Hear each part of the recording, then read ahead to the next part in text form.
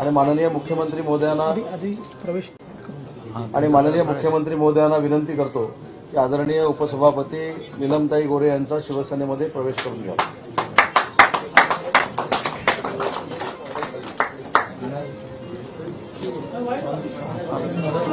सम्राट शिवसेना बाळासाहेब ठाकरे यांचा विजय असो। एकनाथ शिंदे साहब तुम आगे बढ़ो, हम तुम्हारे साथ हैं। जय भवानी, जय शिवाजी, जय भवानी, जय शिवाजी। तुम आगे बढ़ो, हम तुम्हारे साथ हैं।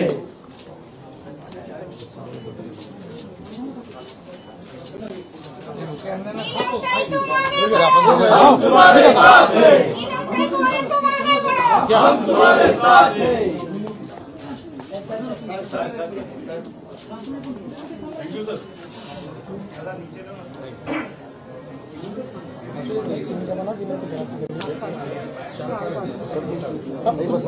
आपण बसू। आदरणीय महाराष्ट्र राज्याचे मुख्यमंत्री एकनाथ शिंदे साहेबांना विनंती करतो की पत्रकार परिषदेला संबोधित करावं। ताई बोलणार बरं, आधी ताईंना बोलू। निलमताईंना विनंती करतो की त्यांनी पत्रकारांशी संवाद साधा। साधा माईक आहे नाही पण ते जातो माईक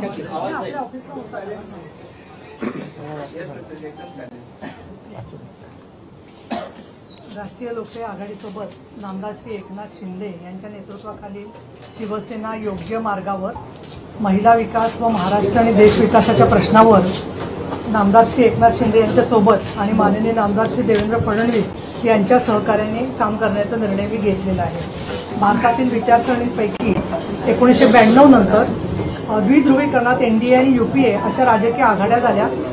1998 म्हणजे आता 25 वर्ष झाली। त्यावेळेला राजकीय विश्वासार्हता असणारा पक्ष मराठी आणि हिंदुत्व आणि महिला धोरण आणि सामाजिक न्याय या प्रश्नावर एनडीए सोबत असणारा राजकीय पक्ष म्हणून मी शिवसेना या पक्षात 1998 साली हिंदू हृदय सम्राट बाळासाहेब ठाकरे यांच्या मार्गदर्शनानुसार प्रवेश केला। शिवसेनेत मला खूप चांगलं काम करता आलं। सद्यस्थितीत सुप्रीम कोर्ट व निवडणूक आयोगाने स्पष्ट निकाल दिला आहे की श्री एकनाथ शिंदे यांच्या नेतृत्वाखालील शिवसेनाच अधिकृत आहे। केंद्रीय स्तरावर एनडीए आणि भाजपच्या नेतृत्वाखाली अयोध्येत श्रीराम प्रभूंचे मंदिर, तलाक पीडित महिलांना न्याय, काश्मीरमध्ये तिरंगा ध्वज व राज्यघटनेत उल्लेख केलेल्या समान नागरी कायद्याबाबतची सकारात्मक पावले उचलली आहेत। पंतप्रधान माननीय नामदार श्री नरेंद्रजी मोदी व गृहमंत्री माननीय नामदार अमितजी शहा यांची वरील सर्व समस्यांवर चांगली इच्छाशक्ती दिसत आहे। विशेषतः 1985ला शहाबानो बेगम खटल्यात न्यायालयाने शहाबानोंना पोटगी मिळावी असा निर्णय दिला होता।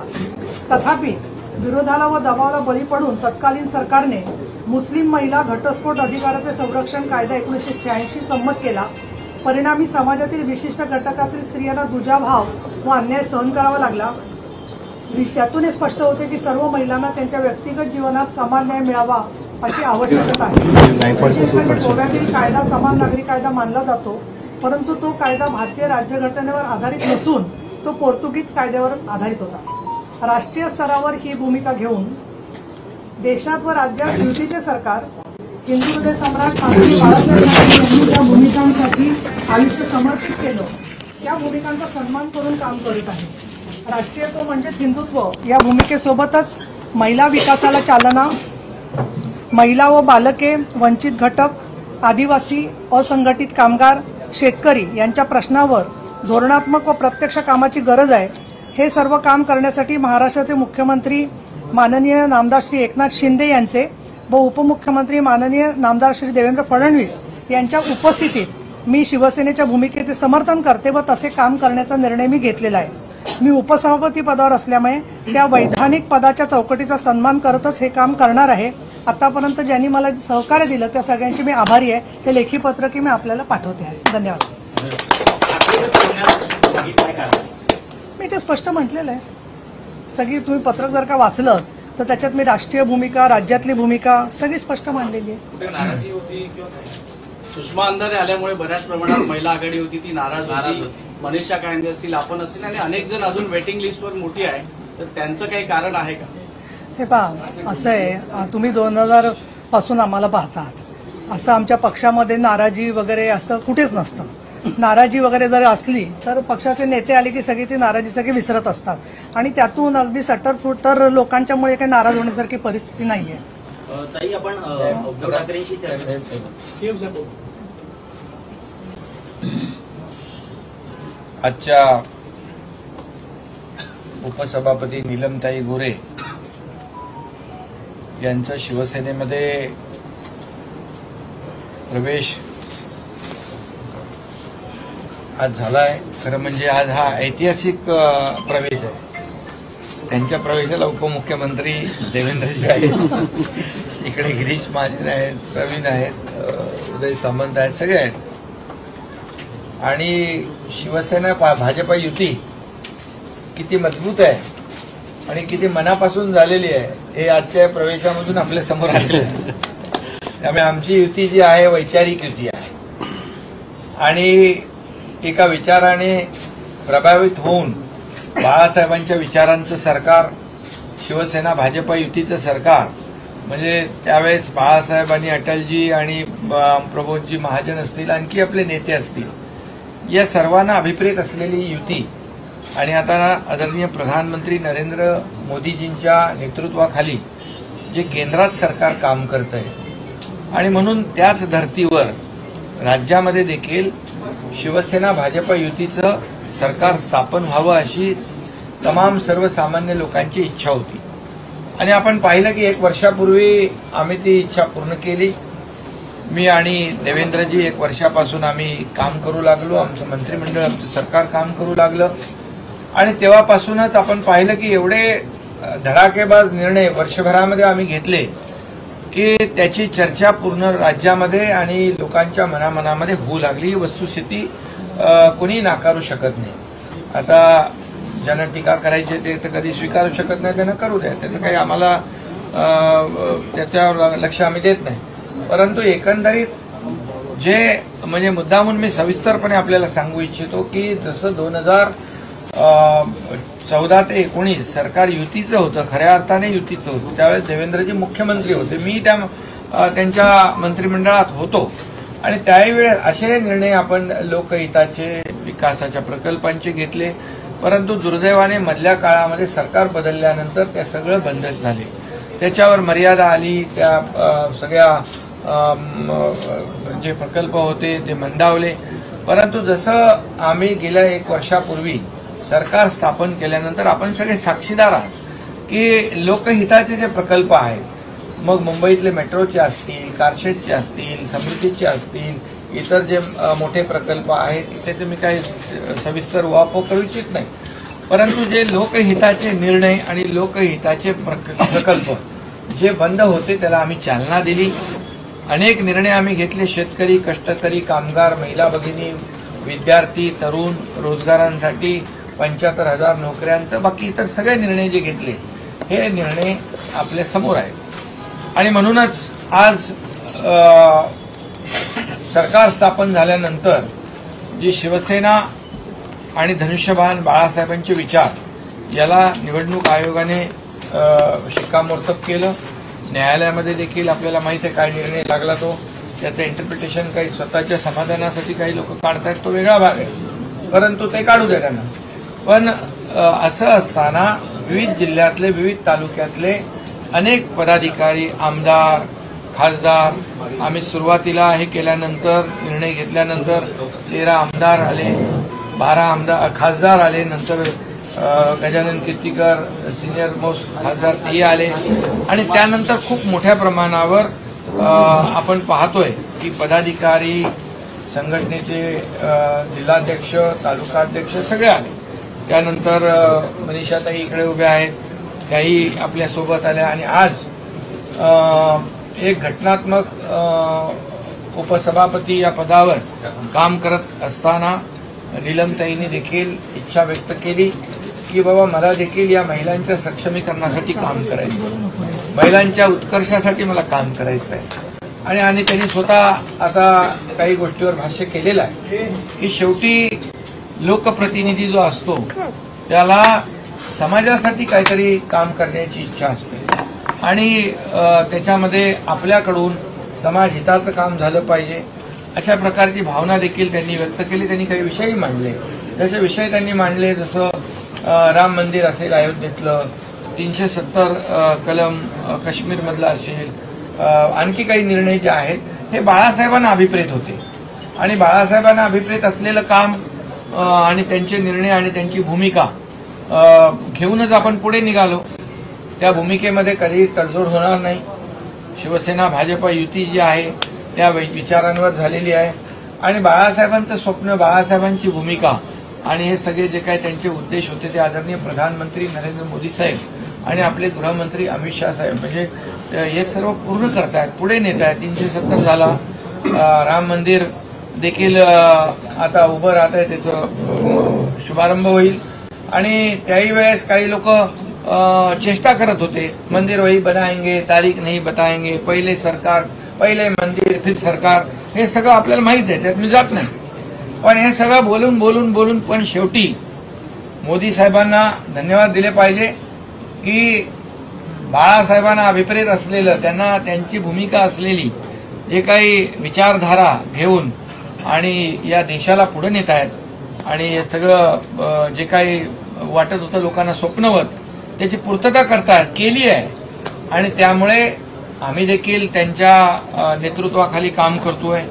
आज म्हणून डबल इंजिनचं सरकार म्हणून आपण बोलतो, कारण केंद्राकडून देखील आपल्याला मदत हवी असते. केंद्र म्हणजे आपल्या पालक आहे आणि म्हणून आज जे काही आपले प्रस्ताव राज्याचे आम्ही पाठवतो त्याला कुठेही कटौती न करता ते मंजूर करतात. त्यामुळे राज्याच्या विकासाला एक वेग आलेला आहे, एक चालना मिळालेली आहे. आणि याच्यामुळेच खरं म्हणजे इथे देवेंद्रजी बाजूला आहेत म्हणून मी बोलत नाही, परंतु त्यांनी जे काम सुरू केलेलं त्यांच्या मुख्यमंत्री कारकिर्दीमध्ये ते सगळे कामं आता पुन्हा सुरू झाली. त्यांचे जे म्हणजे खऱ्या अर्थाने फ्लॅगशिप ड्रीम प्रोजेक्ट होते, समृद्धी, जी आपला मेट्रो आणि आपला जलयुक्त शिवार, असे अनेक प्रकल्प जे आहेत लोकहिताचे, तर हे सगळे स्पीड ब्रेकर आम्ही दूर केले. आणि केंद्राच्या मदतीने आज आम्ही केंद्राकडे जी मदत मागतो ते देत आहे. यापूर्वीच्या 2.5 वर्षाच्या कारकिर्दीमध्ये सगळे अहंकाराने भरले होते, इगो होता. आणि त्यामुळे कसं काय, कोणी घरी आणून देणार नाही पैसे, आपल्याला मागणी केली पाहिजे, आपल्याला प्रस्ताव पाठवले पाहिजे. आणि आपण जे करतोय त्याला पूर्णपणे पाठिंबा मोदी साहेबांचा मिळतोय. आणि म्हणूनच या देशाला पुढे नेण्याचं काम मोदी साहेबांच्या नेतृत्वाखाली होत आहे. आणि म्हणून ताईंनी पण त्या गोष्टीचा उल्लेख केलेला आहे. आणि आम्हाला सगळ्यांना अभिमान आहे. आज देश जो ज्या पद्धतीने जगभरामध्ये आपल्या देशाचं नाव लोक आदराने घेत आहेत, इतर देशांची देखील अर्थव्यवस्था ढासळलेली असताना आपली अर्थव्यवस्था मजबूत करण्याचं काम मोदी साहेब करतात. यावरून निश्चितपणे हा देश देखील महासत्तेकडे नेण्याचा प्रयत्न होतोय आणि राज्याचा देखील त्याच्यामध्ये वाटा असला पाहिजे. आणि म्हणून आम्ही हे सगळं करतोय. त्यामुळेच राज्यावर, सरकारवर आणि बाळासाहेबांच्या शिवसेनेवर सर्व लोक विश्वास ठेवत आहेत आणि म्हणूनच हे सगळे प्रवेश होत आहेत. आणि म्हणून मी आज आपल्या नीलमताईंचं मनापासून स्वागत करतो. एक आपलं नेहमी त्यांनी धाडसाने काम केलेलं आहे. कुठेही अन्याय झाला महिलावर, नीलमताई पोचायच्या तिकडे. आता तुम्हाला अगदी म्हणजे मनासारखं काम करता येईल, अन्यायाला वाचा फोडता येईल. फोडला तुम्ही आज. आणि पुढे खूप काम करायचं आहे आपल्याला. शेवटी आपला उद्देश एकच आहे की सर्वसामान्याला न्याय देणं, महिला भगिनींचं सक्षमीकरण करणं. या ठिकाणी महिलांचं धोरण असेल, इतर जे काय, आणि शेवटी महिलांच्या बाबतीमध्ये महिलाच आपण काम करणार आहोत. त्यामुळे नक्की तुम्हाला माझ्या शुभेच्छा आहेत. सरकार आपल्या पाठीशी आहे, मी आहे आणि देवेंद्रजी स्वतः इकडे बसलेले आहेत. आणि त्यामुळे काळजी करण्याचं कारण नाही. खूप ताकदीने आपण काम करा आणि या राज्यातल्या महिला वर्गाला आपण न्याय द्या.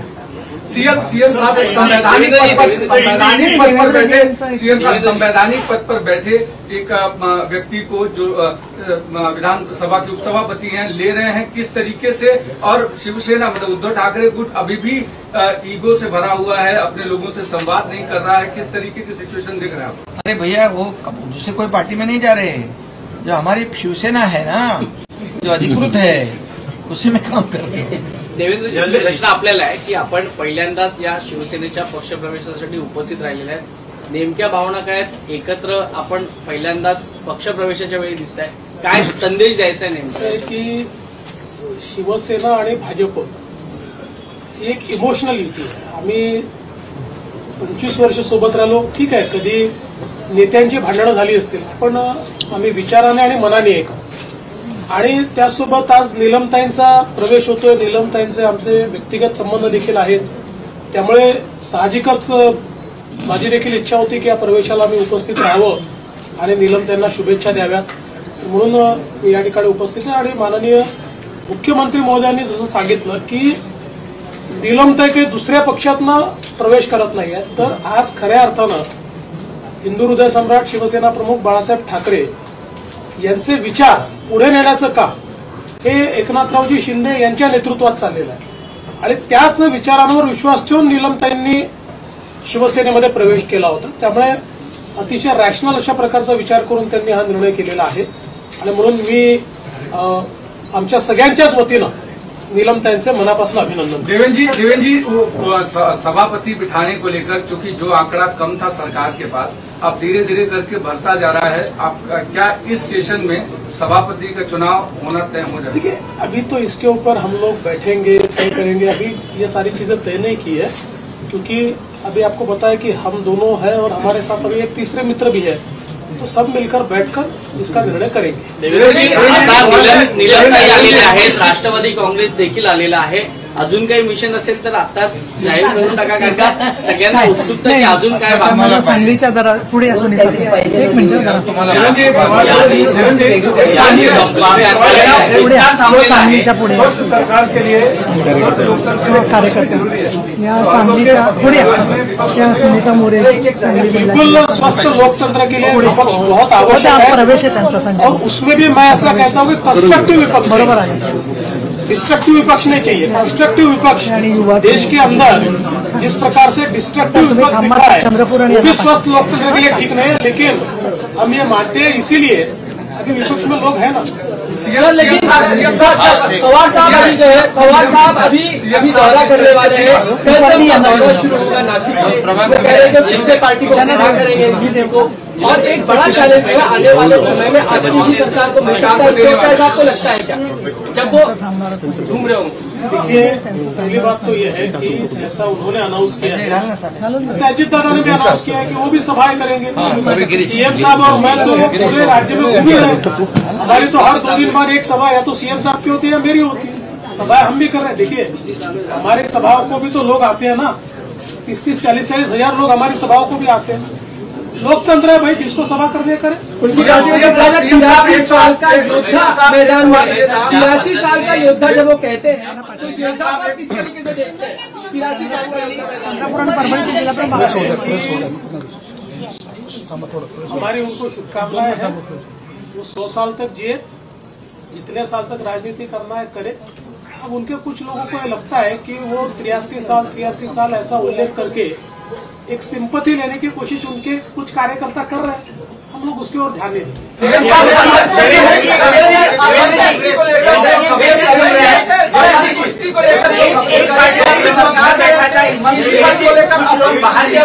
एक पार्टी का प्रमुख घर पे बैठा था, इसलिए कुछ उन्हें छोड़कर बाहर निकल आए, और दूसरा पार्टी का प्रमुख घर पे बैठता ही नहीं, इसके लिए कुछ लोग बाहर निकल आए. अभी क्या है, अभी मैंने सबको बाहर निकाल दिया है. अब सब बाहर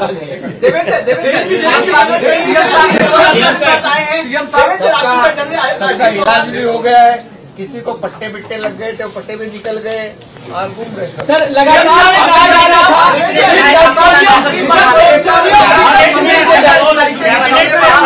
ऐसा बताया जा रहा है, एनसीपी को कहाँ एडजस्ट करेंगे? अरे सबको एडजस्ट पोर्टफोलियो को लेकर अभी तक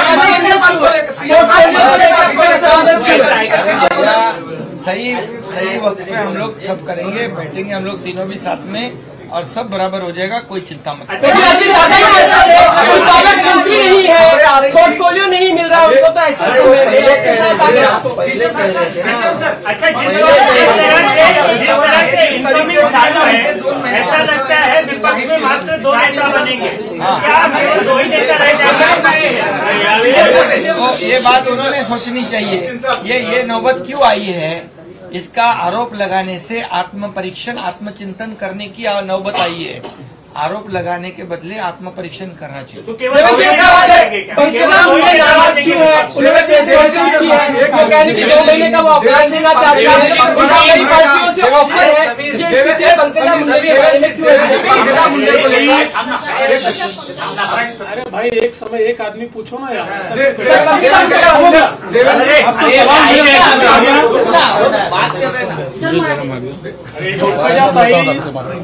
भारतीय जनता पक्षाच्या राष्ट्रीय सचिव आहेत, ते आमच्या पक्षाच्या एक ज्येष्ठ नेत्या आहेत. आत्ता त्यांनी असं सांगितलेलं आहे की 2 महिने मी त्या ठिकाणी सुट्टी घेणार आहे. आम्ही त्यांच्याशी संवाद करू, त्यांच्या मनात काय ते जाणून घेऊ. ही शक्यता आहे की आज समजा एनसीपी आमच्यासोबत आलं तर आमच्या पक्षातल्या काही लोकांचा त्यांच्याशी संघर्ष होता. त्याच्यामुळे सगळ्यांनाच ते एकदम रुचेल, पटेल, आवडेल, सगळेच स्वागत करतील असं आम्ही समजत नाही, आमच्यासोबत आलेली समजत नाही. त्यामुळे या सगळ्या परिस्थितीमध्ये संवादात्मक मार्ग निघत असतो. भारतीय जनता पार्टीचे शीर्षस्थ नेते, कारण पंकजाताई या देशाच्या भारतीय जनता पक्षाच्या सचिव आहेत, त्यामुळे आमचे जे वरिष्ठ नेते आहेत ते त्यांच्याशी संवाद करतात. पंकजाताई ये हमारी भारतीय जनता पार्टी की नेशनल सेक्रेटरी है, वो राष्ट्रीय स्तर की हमारी नेता है और उन्होंने उनके कुछ व्यक्तिगत मत भी है. विशेष रूप से आज राष्ट्रवादी कांग्रेस हमारे साथ आने के बाद ये बात तो सही है कि हमारे यहाँ के कुछ लोगों का लगातार संघर्ष राष्ट्रवादी कांग्रेस से रहा है, तो एक दिन में तो सारे लोग उसको एक्सेप्ट भी नहीं कर सकते. इसलिए ऐसी कोई ना कोई चीजें सामने आएगी. लेकिन मैं ये मानता हूं कि पंकजाताई भारतीय जनता पार्टी के वरिष्ठ नेता है, वो हमेशा पार्टी के साथ रही हुई है. इसलिए हमारे पार्टी का शीर्षस्थ नेतृत्व उनसे बातचीत करेगा. उनके मन में अगर कोई बात होगी तो हम समझ लेंगे.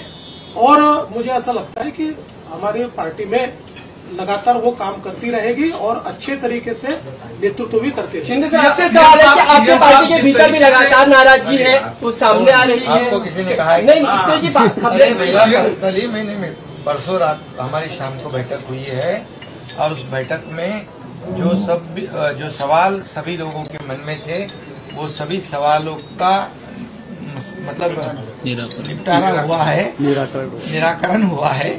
और जो अभी देखिए, अजीत दादा पवार जैसे मुख्यमंत्री जी ने कहा कि अभी यहाँ जब विपक्ष में थे तभी हमारे लोगों का भी, सभी लोगों का मेलजोल तो नहीं था ना उनके साथ, तो थोड़ा तो हो जाएगा, वो हुआ है. लेकिन वो सब समाधान हुआ है.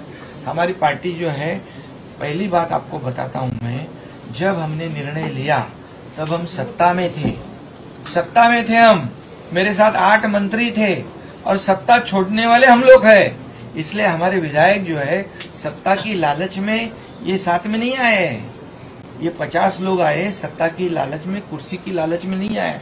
जो कुर्सी और सत्ता के लालच में जो गलती 2019 में जिन्होंने की थी, उनको ये आज सब जो भुगतना पड़ रहा है, वो ये उनकी गलती है. हम सत्ता की लालच में नहीं, हमको मालूम था क्या होने वाला आगे. हम तो सत्ता से बाहर आ गए. इसलिए हमारे विधायक जो है समझदार है, विकास काम उनके चुनाव क्षेत्र में विकास करना चाहते हैं. और 2.5 साल में उनको 1 रुपया नहीं मिला था. हमारे पिछले साल भर में उनके चुनाव क्षेत्र में इतने विकास के काम हुए हैं जो लोगों को चाहिए वो देने का काम किया है. ये मंत्री तो ठीक है, मिलते रहता है, जाते रहता है, वो परमानेंट नहीं है. तो इसलिए ऐसा कुछ सोचो मत. ये जो है, ये विपक्ष वाले बार बार ये अफवाह फैला रहे, बोले मुख्यमंत्री नाराज है, बोले यहाँ तक बोले कि मुख्यमंत्री इस्तीफा देने वाले हैं, क्या करने वाले हैं. ये सब उनके मन गढ़ंत कहानी है. और आप जो है, मैंने कल भी बताया है, उसको आप बताओ. उनको वो जो बोलते हैं वही मत बताओ। महाराष्ट्र में शरद पवार और उद्धव ठाकरे दोनों लोग दौरे पर जा रहे हैं और दोनों का कहना है सरकार के खिलाफ हम जनता को खड़ा करेंगे। अरे अच्छा है ना, जाने दो ना, क्या प्रॉब्लम है। अरे हम लोग जहाँ जाते हैं हजारों लोग आते हैं, हम 3 जाएंगे। हम 3 जाएंगे।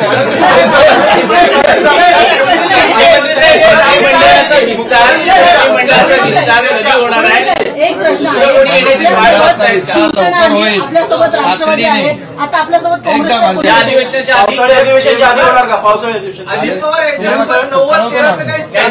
सर कांग्रेस के लिए ये चर्चा है कि देवेंद्र फडणवीस एक बड़ा गुट जो है कांग्रेस के लिए अपने साथ रहने वाले, क्या चर्चा सही है?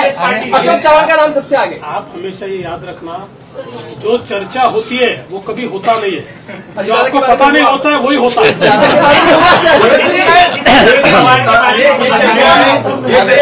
आप ही बोलते हो कि विपक्ष को रखने का है कि नहीं, कुछ विपक्ष भी चाहिए, आप भी बोलते हैं। क्या एनसीपी आपके इंडिया का हिस्सा बनेगा? एनसीपी आपके इंडिया का हिस्सा बनेगा? सीएम साहब विधानसभा में विपक्ष का नेता कौन होगा, इस पर सवाल खड़ा होगा कि कौन होगा विपक्ष का नेता। वो अध्यक्ष तय करेंगे।